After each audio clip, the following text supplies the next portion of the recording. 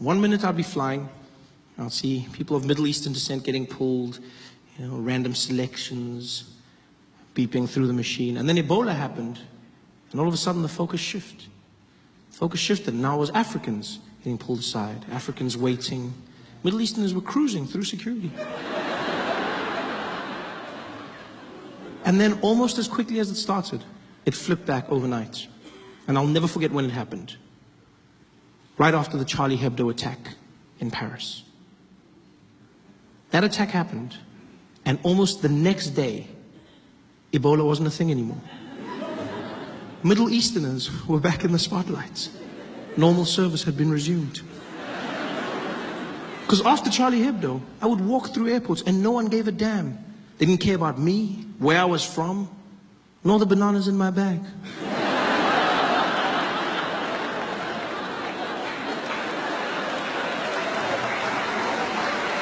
I just cruised through security.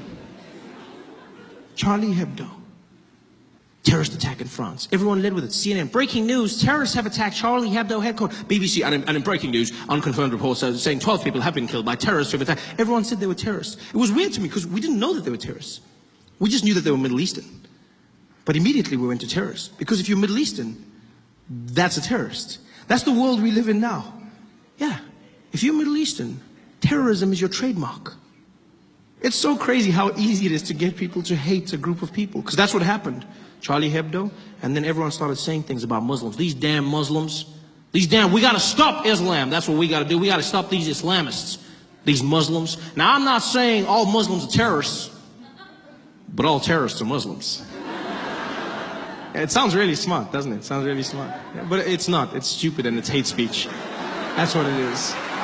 It really is.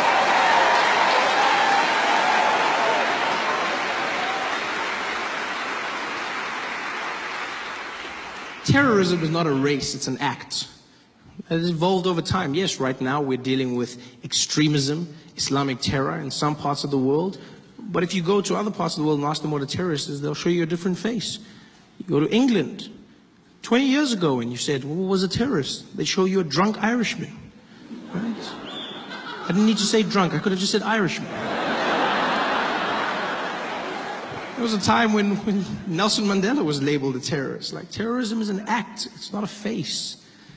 People say these things. Well, these Muslims, you gotta admit, there's an awful lot of them doing the same thing. You're like, yeah, but you know who's not a terrorist? Most Muslims.